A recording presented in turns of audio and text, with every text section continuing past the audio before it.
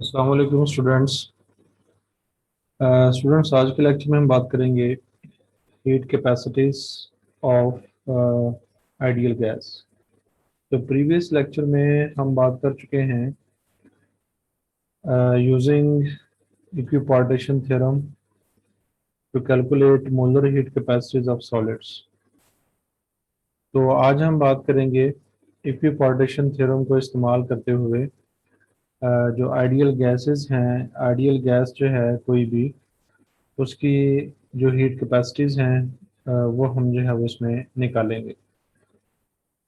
तो सॉलिड्स के बरक्स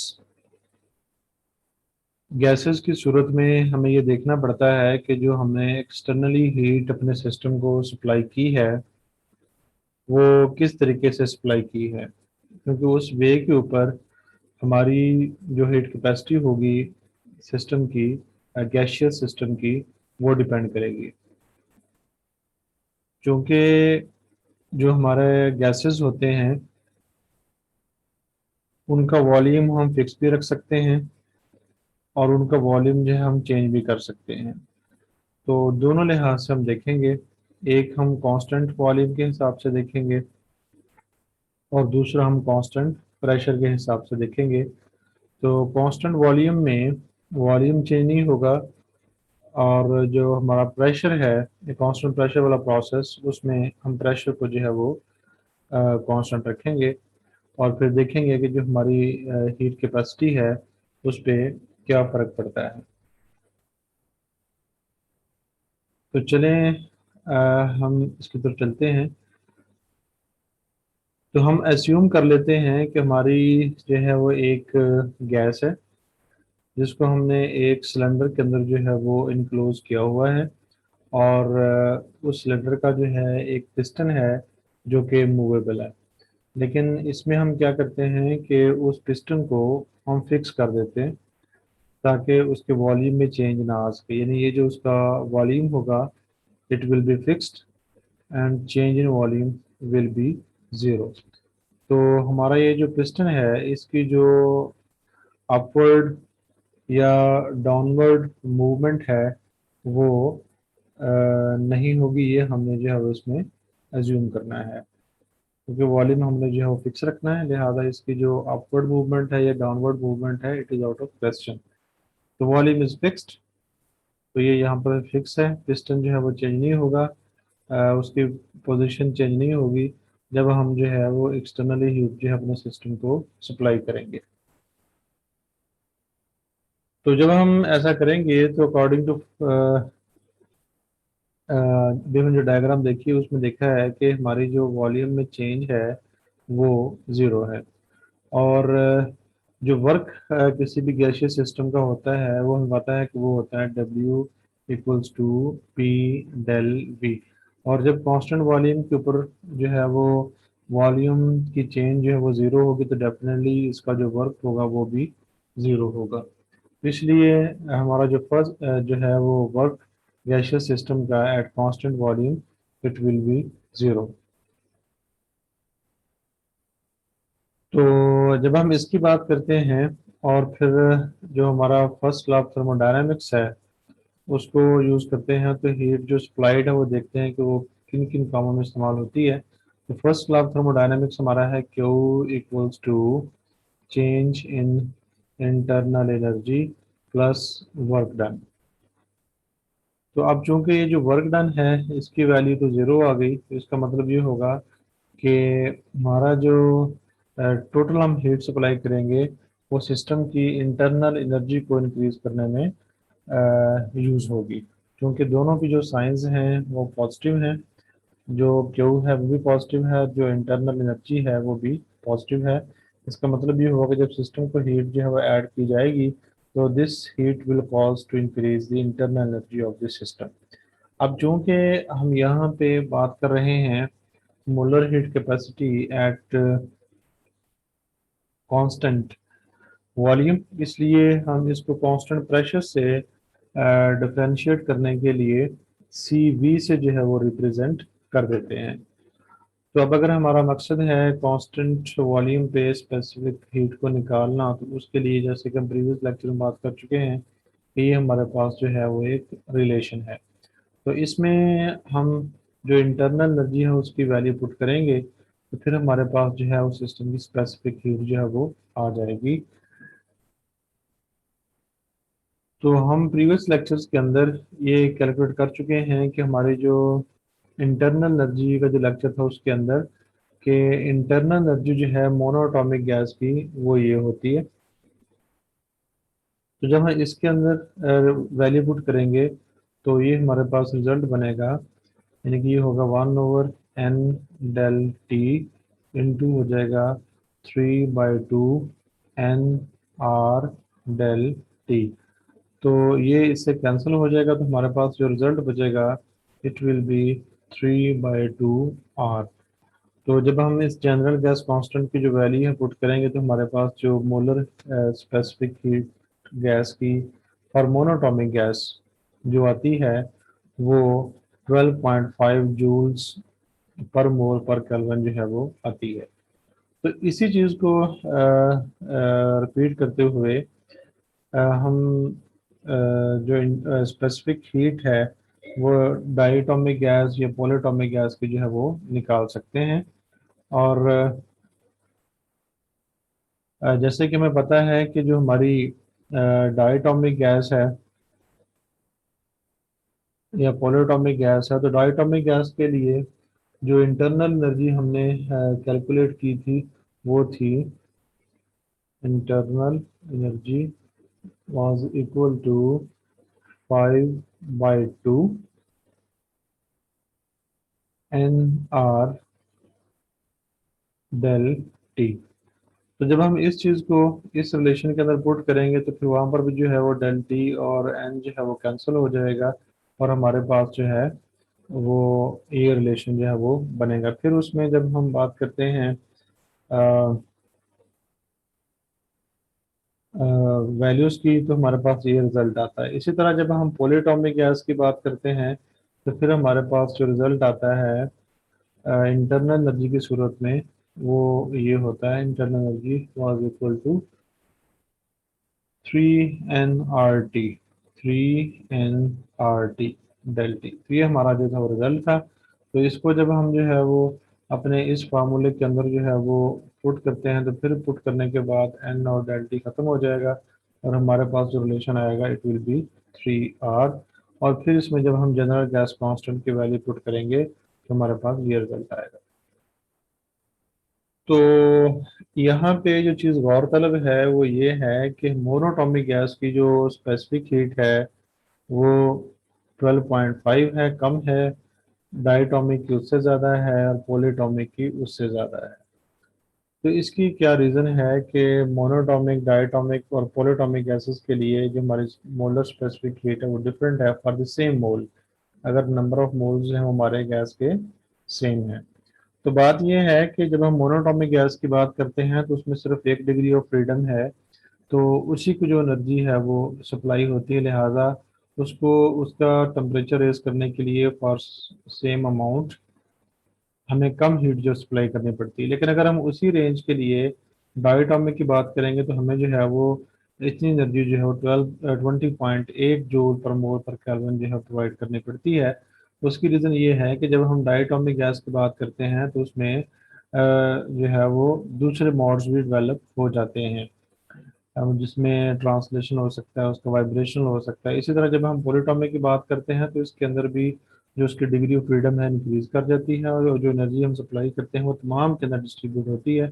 लिहाजा for same range of temperature उसका इंक्रीज करने के लिए हमें as compare to monatomic gas, as compare to diatomic gas में ज़्यादा एनर्जी जो है वो सप्लाई करनी पड़ती है। तो ये रीज़न है कि हमारी जो मोलर स्पेसिफिक हीट है for different gases at constant volume वो डिफरेंट होती है।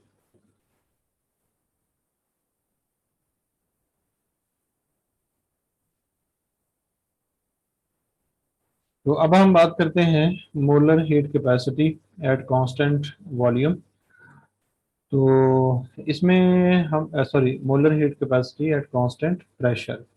तो इसमें हम क्या करेंगे कि हमारा जो सिलेंडर होगा जिसके अंदर हमने अपनी गैस को इनक्लोज किया हुआ है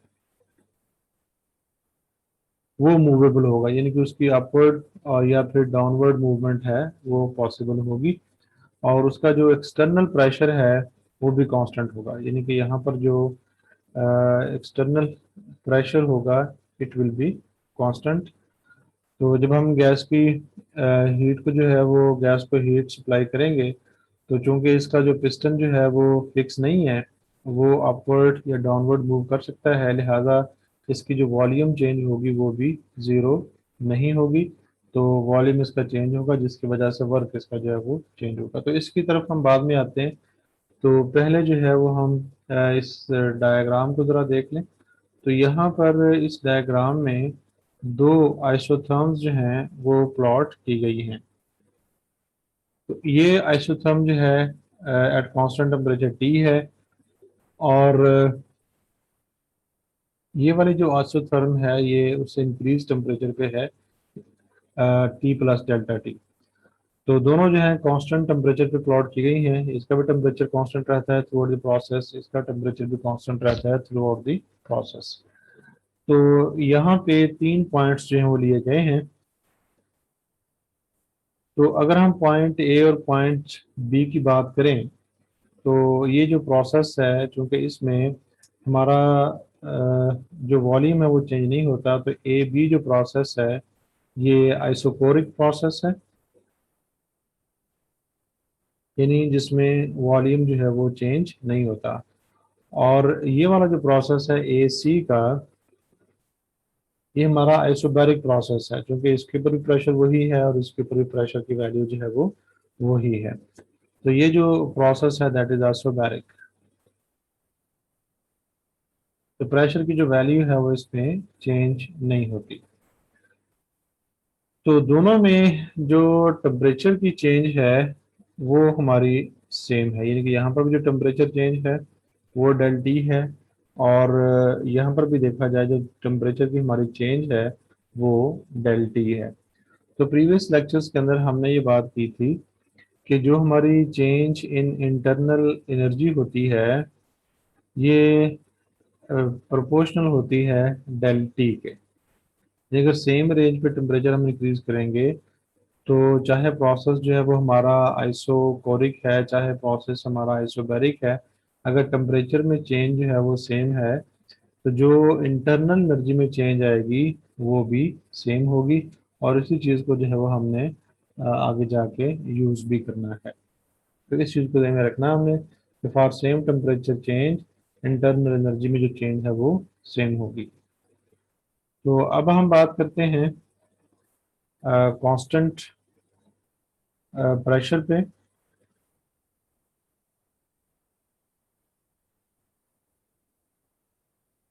तो यहाँ पे वही बात जो है वो हाईलाइट की गई है कि जो सेक्शन था हमारा चैप्टर नंबर 23 का 6, कि उसमें ये देखा था कि हमने कि जो इंटरनल एनर्जी होती है आइडियल गैस की वो टेम्परेचर पे जो है वो डिपेंड करती है। तो लिहाजा for all paths connecting to isotherms, चाहे वो ए बी हो चाहे वो ए सी हो, यानी आइसोबैरिक हो या आइसोकोरिक हो, तो उसके लिए जो इंटरनल एनर्जी में चेंज आएगी इट विल बी सेम। तो इंटरनल एनर्जी में चेंज है for path A B, for path A C it will be same. यानी ये जो हम बात कर रहे थे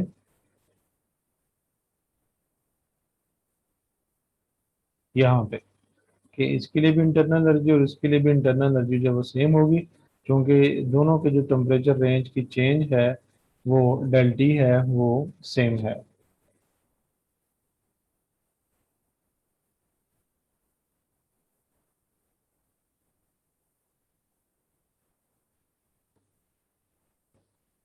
तो अब जो इंटरनल एनर्जी हमारे सिस्टम की मौजूद है वो उसमें दो उसके पार्ट बन रहे हैं। एक सिस्टम की जो हीट है वो, और दूसरा वर्क डन, क्योंकि जो भी हम हीट सप्लाई करेंगे वो उसके वॉल्यूम में चेंज का बायस बनेगी, तो इसलिए वर्क डन भी होगा।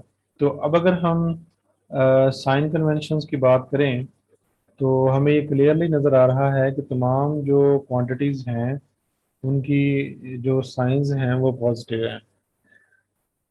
तो इसका मतलब ये होगा कि अगर Q पॉजिटिव है then internal energy will be positive, और अगर वर्क पॉजिटिव है then internal energy will be positive. तो अगर Q नेगेटिव है तो इंटरनल एनर्जी भी कम होगी, अगर W नेगेटिव है तो इंटरनल एनर्जी भी जो है वो भी सिस्टम की हमारे की कम होगी।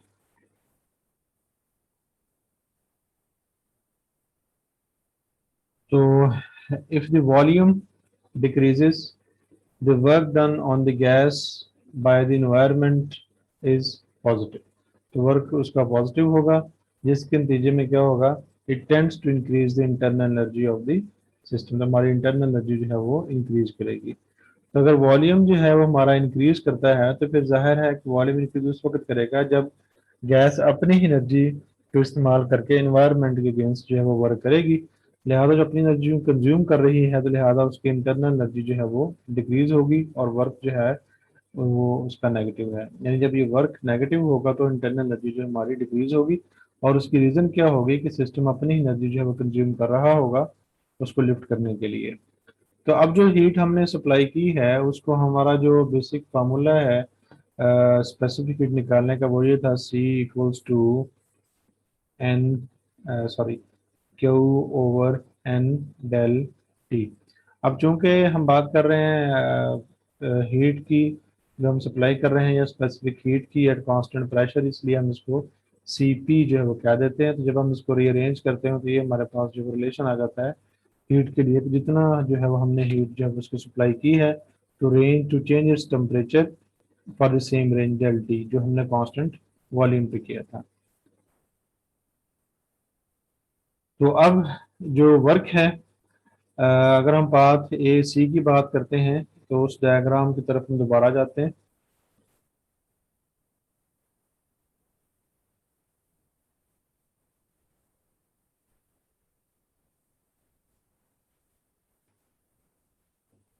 तो यहाँ पे वॉल्यूम जो है वो कम है, यहाँ पे वॉल्यूम जो है वो ज़्यादा है। यहाँ से चूंकि स्टार्ट हो रहा है तो अगर हम इस वॉल्यूम को V1 कह लें, इस वॉल्यूम को हम V2 कह लें, तो V2 is greater then V1। In gas जो है हमारी एक्सपैंड हो रही है और एक्सपेंशन हो रही है, तो इसका मतलब ये है कि गैस एक्सपेंशन हो रही है तो हमारा जो वर्क डन होगा इट विल बी नेगेटिव।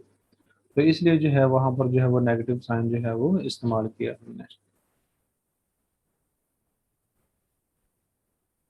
तो ये जो है हमारा आ गया वर्क नेगेटिव।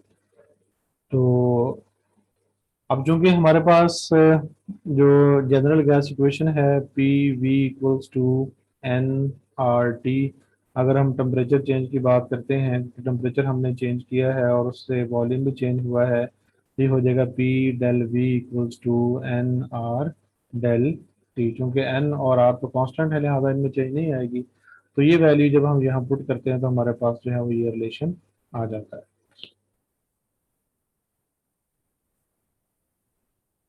तो अब ये जो हमने वैल्यूज निकाली हैं ये फर्स्ट लॉ ऑफ थर्मोडायनामिक्स में पुट करते हैं। फर्स्ट लॉ ऑफ थर्मोडायनामिक्स हमारा जो था वो क्या था कि जो चेंज इन इंटरनल एनर्जी है equals to heat added to the system plus work done. अब चूंकि जो इंटरनल एनर्जी है वो वही है जो कि कांस्टेंट वॉल्यूम पे थी, लिहाजा हम इसकी वैल्यू पुट कर देते हैं।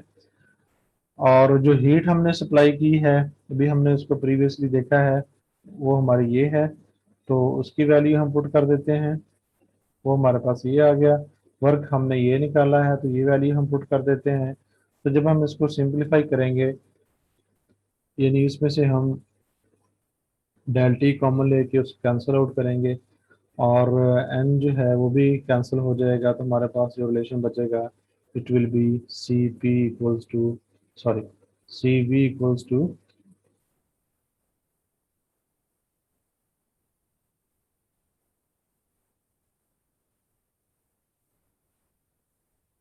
सी V equals to C P minus R. जब हम इसको रीअरेंज करते हैं तो हमारे पास जो है वो ये रिजल्ट आता है। तो यहाँ से एक और बात हमारे सामने अब आ रही है कि जो सी पी है it is the sum of two terms. यानी C P is greater than C P. तो इसकी रीज़न क्या है, ये आपने एफएससी के अंदर भी पढ़ी है कि molar specific heat at constant volume जो है वो ज़्यादा होती है as compare to C V. और इसकी रीज़न क्या है कि जो भी हम हीट जो है वो सप्लाई करते हैं वो दो काम करती है, एक तो उसका वर्क डन करती है, दूसरी उसके इंटरनल एनर्जी को रेस, जो इंटरनल एनर्जी उसको जो है वो रेस करती है।